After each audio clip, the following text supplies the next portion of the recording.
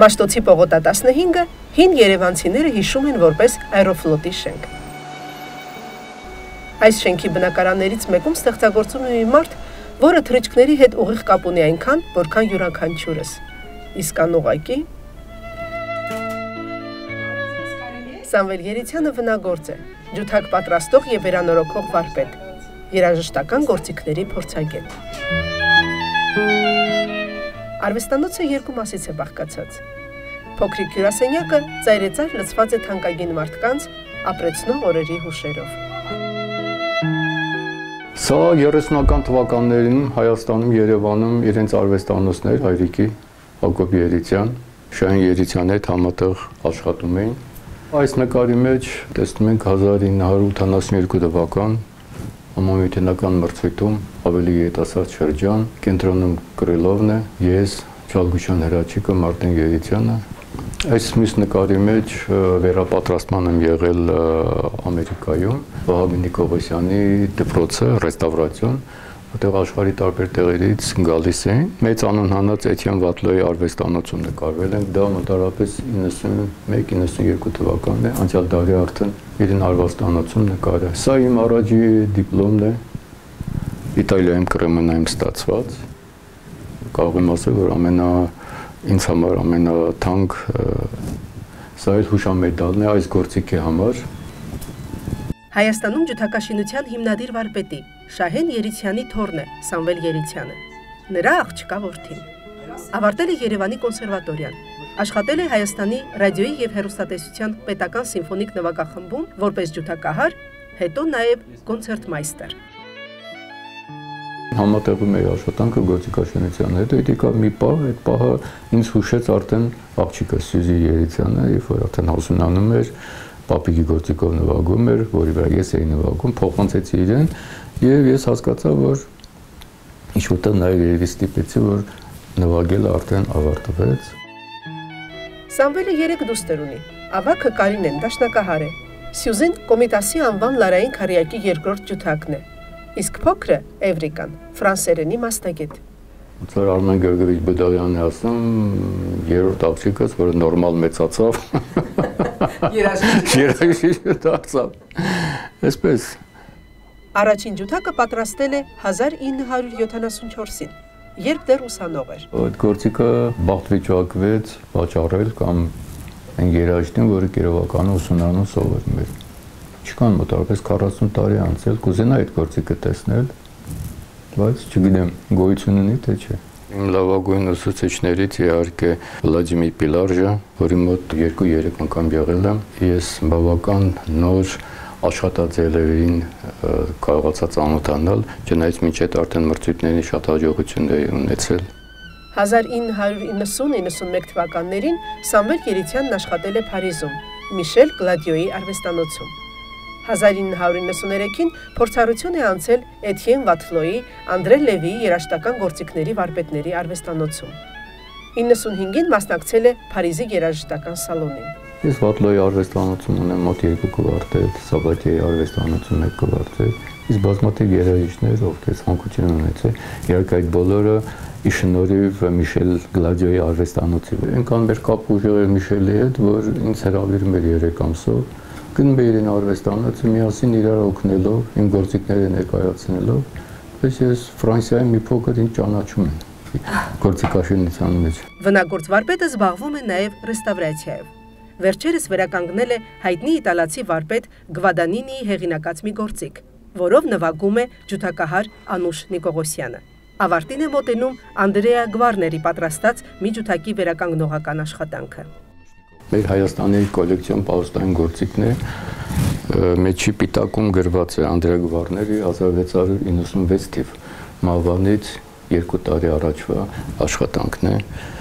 եւ գրունտը, եւ լաքի ձևը, եւ փորվածքը շատ ուսանելու բաներ կան։ Հիմա արդեն ավարտին է մոտենում վերականգնողական աշխատանքը, վերջնական մաքրված է, լակապատված է, եւ պիտի շուտով հաջորդ նիստին ներկայացվի մեր հանձնաժողովին, որպեսզի իրենք ընդունեն գործիքը։ Տողակի մասունք է, պատկերացնում եք, 1696 թ. վարպետ ավարտել է աշխատանքը, ով է առաջի անգամ նվագել ինչ հնչողություն է ունեցել, ինչ խոսքեր են ասվել, դա քննադատական թե գովեստի, թե ընդհանրապես շարքային որպես աշխատանք արվել է, վարպետը սկսել է։ Երբ 2 տարի հետո արդեն ինքը հեռացել է կյանքից, բայց իրեն աշխատանքը, ինչպես ասում են, մնում է դարեդար։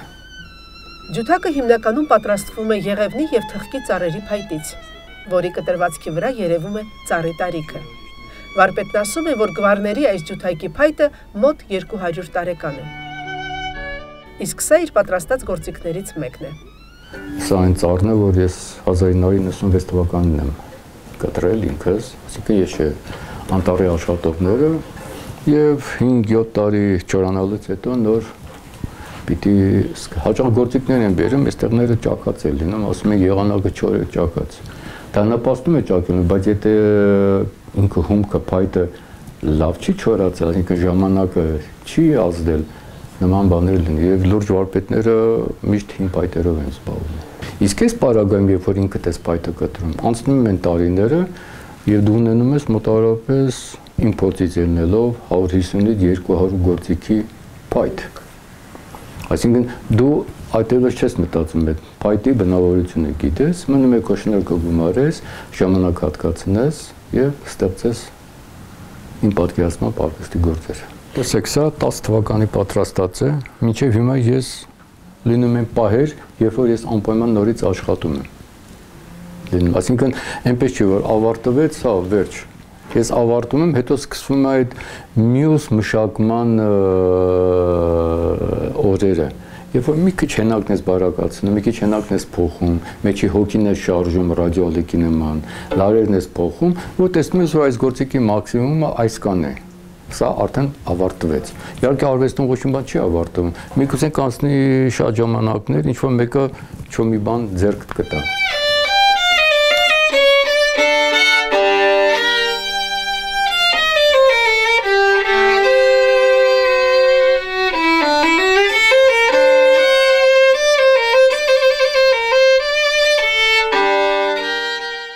«1988-ին և 2005-ին Երևանում կազմակերպվել են ստեղծագործական երեկոներ։ Մոսկվայի Բորոդինի անվան Լարային քարյակի գեղարվեստական ղեկավար ջութակահար Ռուբեն Ահարոնյանի և ալտահար Իգոր Նայդինի, ինչպես նաև ջութակահար Արտաշես Մկրտչյանի, Պորտուգալիայում բնակվող թավջութակահար Լևոն Մուրադյանի մասնակցությամբ, որոնք հանդես են եկել Սամվել Երիցյանի պատրաստած գործիքներով։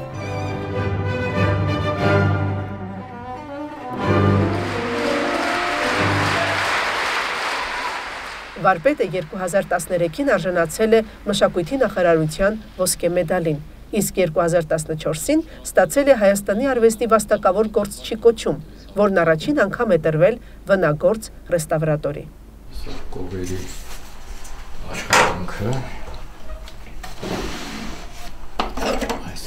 Ինչով պետք է գծել, թե չէ։ Ես ասպասի սա մի հատ մաքր է, վերջնական։ Այդ խարտոցը, ես տեսնում։ Այդ խարտոցը, այս խարտոցը։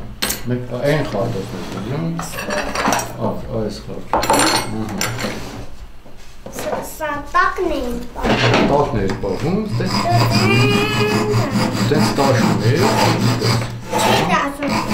Ոչի է անում։ Ինչքան հավատվեց փոշի, տես։ Այդ փոշին այդ ինչի համար է անելու, ինչ պիտի անենք։ Որ ծակին վրա լցնենք սոսենցով, որ փակվի, չէ։